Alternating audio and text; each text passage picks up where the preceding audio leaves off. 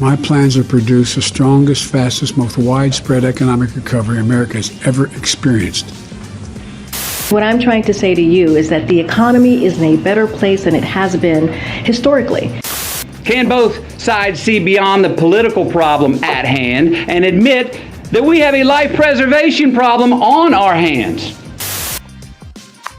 President Biden is the strongest, fastest recovering economy in American history. In the room with us now.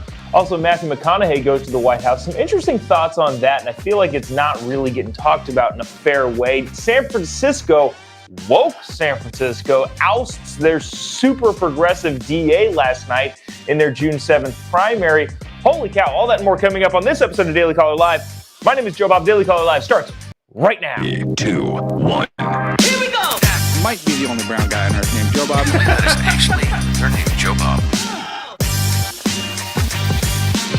Live from the dingy bunker, completely cut off from the outside world, except for you fine folks. My name is Jobob. This is Daily Caller Live on today is June 8th, the year of our Lord 2022. Lots to talk about today. San Francisco got rid of a super woke progressive DA. San Francisco, by the way, not like, Topeka, Kansas, where they wouldn't have a woke DA to begin with, but San Francisco. We'll talk about that coming up.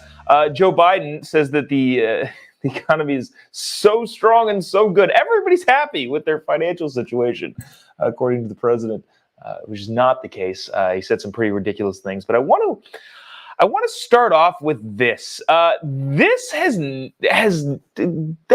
coverage on this has been interesting. I've followed a lot of different people's different takes and approaches to Matthew McConaughey taking the White House press briefing room stage yesterday.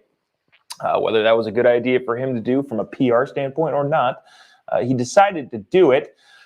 And I want to play a couple clips. Now, off the bat, I want to say this. I feel like, and maybe I'm going to catch some heat for this, I feel like Matthew McConaughey saying what Matthew McConaughey said, maybe not saying it in the way that I said it, but was saying things that I felt. And then both sides decided to use their own clips to cut what he said into their own partisan sides. I don't know if that makes entire sense. Basically, it seemed like he was up there pretty reasonable person. Now, whether or not, I'm not a big fan of celebrities getting up on political platforms. The president had BTS, the K-pop boy band sensation, at the White House last week, which was weird. So the overall idea of celebrity talking to us about politics, it's dumb. But at the same time, I feel like Matthew McConaughey is a reasonable person and had some interesting things to say regarding rushing to the middle on this whole gun issue. The thing that I found fascinating too, though, was that the media, in a lot of ways, cut out the different parts in which he promoted or espoused ideas from the other side. If you watch, well, you know what? I'll just play the clip. Let me just play this clip. And you make whatever it is whatever inferences that you want to make regarding Mr. McConaughey and his speech from the White House press briefing room. Watch this first clip. I think this is the Politico clip. We need safer schools. We need to restrain sensationalized media. No. Let me hold on. Let me back up here. So this is the entirety of this one particular clip. Then we're going to play the Politico clip in which they cut it. So this is Matthew McConaughey saying, hey, we need safer schools. We need family values. We need all this sort of stuff. And also, maybe we should also look at some gun stuff. A pretty down the middle approach. But okay, watch this. Now that we've set it up, watch this. We need safer schools. We need to restrain sensationalized media coverage.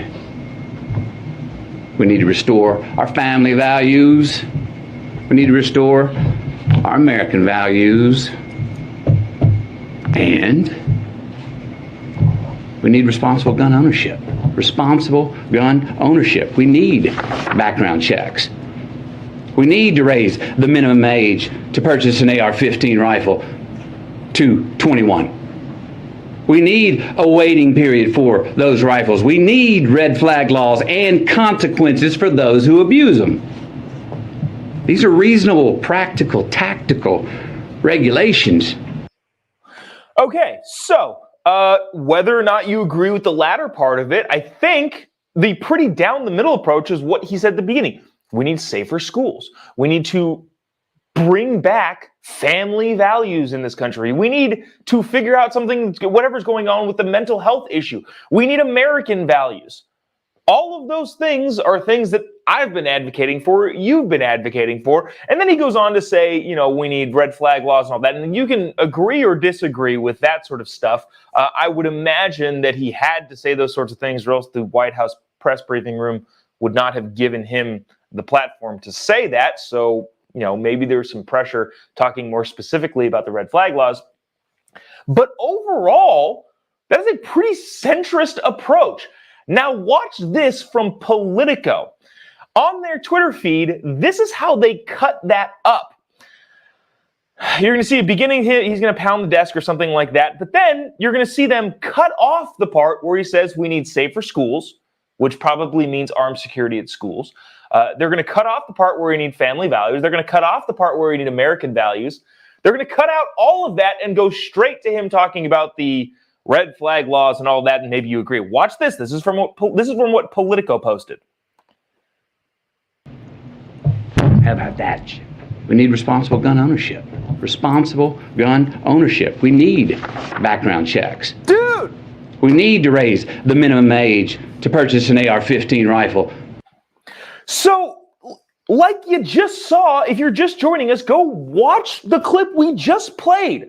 Right before that, he listed a bunch of reasonable things and things that I agree with, which is, and I sound like a broken record here, reinstating family values, reinstating American values, having safer schools, which probably means armed security at the schools.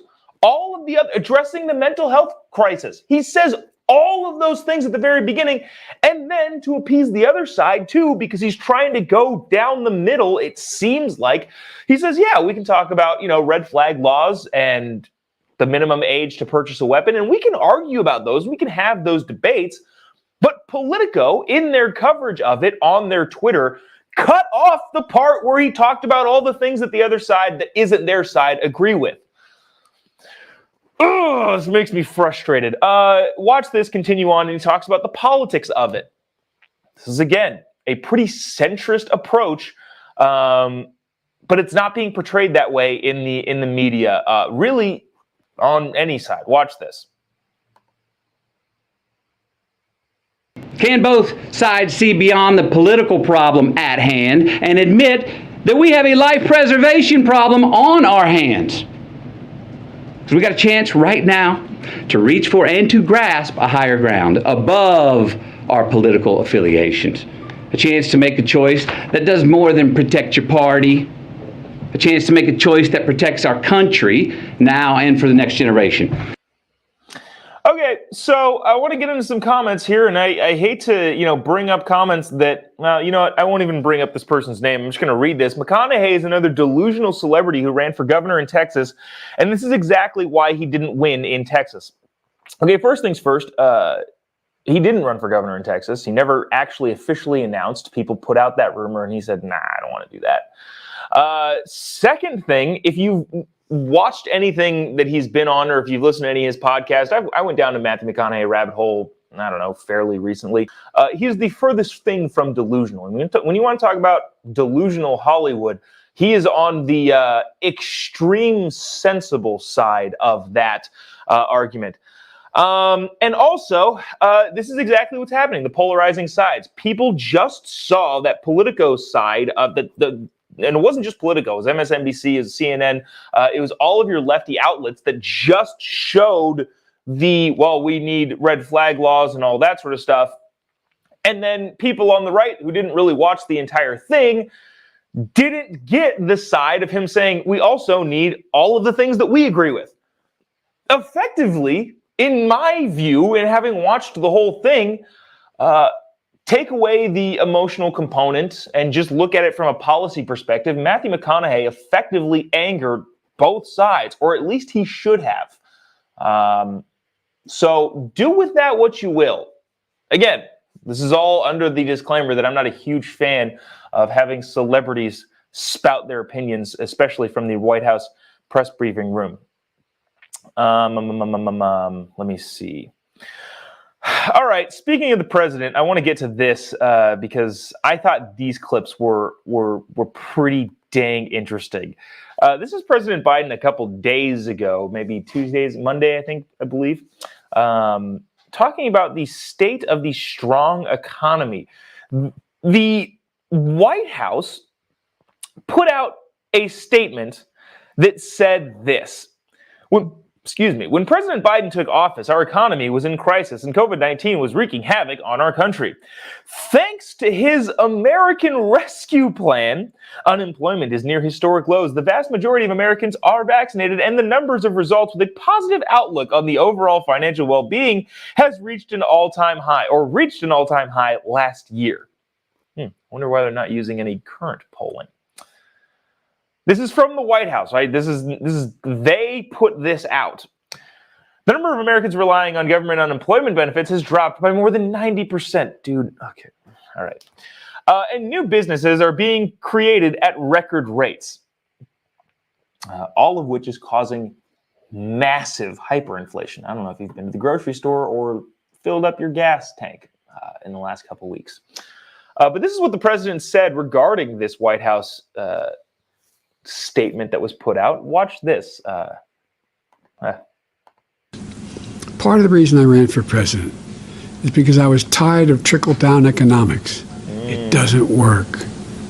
My plans are to produce the strongest, fastest, most widespread economic recovery America has ever experienced, with record jobs, new record small businesses, and wages rising. It's the foundation for an economy that works for working families. Because of that foundation, we're better positioned than any country in the world to overcome global inflation that we're seeing and reach a new chapter of stable and steady growth. So let's come together and focus on what matters. Let's build on the extraordinary progress we've made. Let's continue to build this economy from the bottom up and the middle out. When that happens, everybody does well, including the very wealthy. Yikes. What we're trying to say. Okay, that's the next clip that we've got, which is very, very funny, from KJP? Yeah, KJP, who is in way over her head.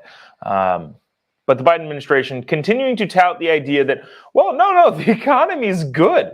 They also, in that White House press statement, said the fact sheets highlight our historic economic recovery foundation to transition to stable and steady growth that works for working families. Ask a working family if they think that the economy is working in their favor right now. I would imagine they're going to say no.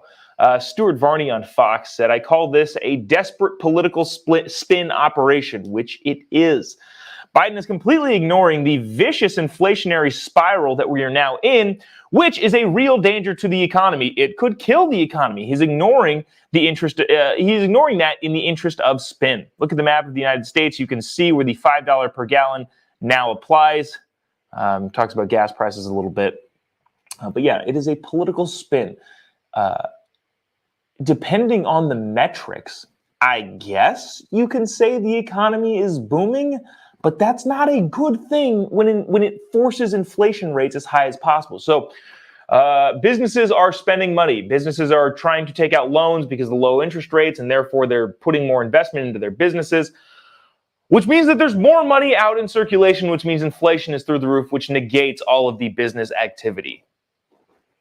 That's the basis of it. Here is KJP. Is it Karina Jean-Pierre? I forget this woman's name, which I don't mean any offense by it. She just, I don't know, is not remarkable by any stretch of the imagination. She's also not good at her job. We'll get into that after this. Watch this clip. What I'm trying to say to you is that the economy is in a better place than it has been historically. And so we feel here at this administration, and other experts as well, is that we feel that we are in a good position to take on inflation. We are in a good position to really start really working on. All right, so she said they're in a good position to take on inflation. Now, inflation was going to happen. Let's be fair about this. When COVID happened, and again, I'm not entirely sure there's avoiding this, but there is quelling it. When COVID happened and we passed the trillions of dollars of spending when people were out of work and all that sort of stuff, inflation was going to happen. Having said that, the Biden administration handled it terribly and is continuing to handle it terribly. Thank goodness for Joe Manchin, the one senator that got in the way of the $3.5 trillion Build Back Better plan, in which Joe Biden tried to spend another $3.5 trillion, which probably would have been closer to $5 trillion or $6 trillion when you account for not sunsetting the sunsetted programs. But we won't get into that.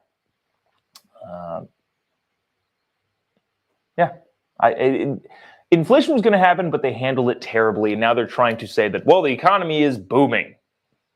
Bring some comments here. Jeff says, what a joke. Can't disagree with you there, Jeff.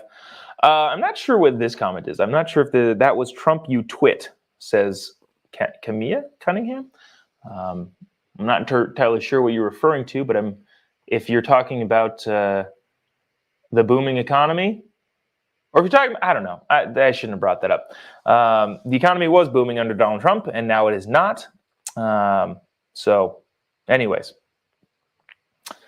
I want to get to this. This is actually super interesting and actually very important. I should have said this at the onset of the show. What happened in San Francisco last night was, in my mind, remarkable. California had their primary elections yesterday, and aside from all of the congressional races and supervisor races and assembly and Senate and all that sort of stuff, pretty normal except for this. San Francisco yesterday recalled their super progressive and woke district attorney, Chesa Boudin.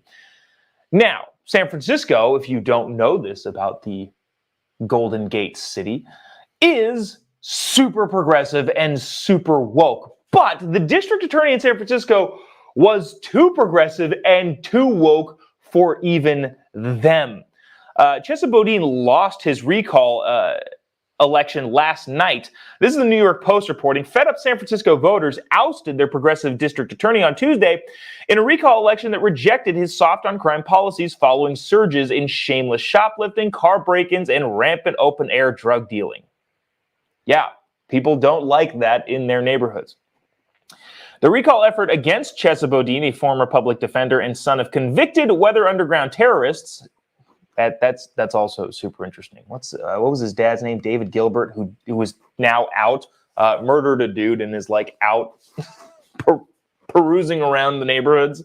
It was released in November of 2021. So anyways, those are Chesa's parents, the Weather Underground terrorists. The recall was supported by 61% of voters in early returns, according to NBC. Tuesday's recall election could prove a bellwether. You know what? I'm not going to read that. The whole bellwether thing is meh. The latest police statistics show that overall crime in the city of San Francisco was up nearly 8% this year alone, with a 20% surge in larcenies as well as a spike in homicides, rapes, and assaults. It's hard to imagine why they would have wanted to recall their DA. Watch this. This is an interesting clip that I found. This is a clip back-to-back of a party in San Francisco that was pro-removal of the woke DA. And then it was his campaign party, which he also had. Watch this. People seem to be very excited at this one particular party, which is interesting. And then the next clip here that'll come up pretty quickly. This is Chesa Boudin's election night party. Not super excited, or nothing super exciting going on there. But I thought that was interesting because the people in the bar that were partying are the same people that voted him into office. I thought this tweet was fascinating. Congrats to the 6% of Republicans in San Francisco who were somehow able to obtain 65% of the vote in order to oust Chesa Boudin. When he gave his speech at his party, Chesa Boudin said this is a Republican recall. They were trying to push this whole thing through the entire campaign. This is the Republican recall, and we have to stand up to these Republicans. Okay, so 6% of Republicans that exist in San Francisco somehow managed to get 65% of the vote. So it's not a Republican recall, which would mean that the people in that bar probably were not a bunch of Republicans, which would mean they probably voted for Chesa Boudin. So they're celebrating fixing a mistake that they created. I don't know. I just thought that's weird. I don't quite understand the dynamic there. One last thing on this. I thought this was interesting. This was from the San Francisco Examiner before the election. It said the outcome of Prop H will not just impact San Franciscans. If it passes, the recall will encourage recalls of progressive district attorneys across the country. Sounds good to me. They continue to say, who are working to hold police and criminal legal systems accountable. Okay, if not prosecuting crime is holding things accountable, sure. The Examiner continues on to say it would set San Francisco back to the days of harsh sentencing and over-policing, when over-policing were applauded, and pay no mind to the damage incarceration does to the BIPOC and low-income communities that I've seen firsthand in my work. The stolen years, the families torn apart, and the toll on the physical and mental health of the growing racial wealth gap and the lifelong housing of... I'm not going to continue going on with this nonsense. Look, if you commit a crime, it doesn't matter if you're black, white, Asian, Hispanic, doesn't matter what it is. If you commit a crime that we've all agreed, hey, yeah, that's a crime, you should go to jail. Sorry if that tears your family apart. I feel bad for the kids in those households, and maybe there should be more to be done to help them out. But at the same time, the idea isn't to punish BIPOC communities. The idea is to protect the people who abide by the laws from the people who don't abide by the laws. So your argument falls apart on its face. But I just thought that was funny, saying that, well, if this passes, it will encourage recalls of other progressive district attorneys. Sweet. What's that dude's name in Manhattan? Alvin Bragg, I believe, the district attorney in Manhattan, who, in similar fashion, doesn't want to prosecute anybody for anything. Yeah, so that's that. We'll see if this is a new trend that becomes popular amongst recalling your super progressive politicians. But that is going to do it for us today. Appreciate you tuning in, sticking around, checking out the whole show. If you missed any part of the show, you can check on or hop on any of the places where you can watch it: Facebook, YouTube, Twitter, Getter, Instagram, YouTube. I already said YouTube. Or you can grab the podcast wherever you listen to podcasts. If you haven't already, give me a follow on any of your social media accounts, at JOBOB. We put out some funny stuff, I think. Give me a follow there. We can chat about things that are happening in current events and correspond that way. It's going to do it for us today. We'll see you same time, same place tomorrow. I know the show's been starting a little bit later. It's because I keep going down rabbit holes right when we're about to go on. Like today, I think I was ready to do the show, and there was a CNN clip that I was going to play and then forgot. I was like, holy cow, I've got to do something about Matthew McConaughey, and went down that rabbit hole way too late in the morning. So that's what happened there. But we will see you tomorrow, same time-ish, same place. See you then. God bless America.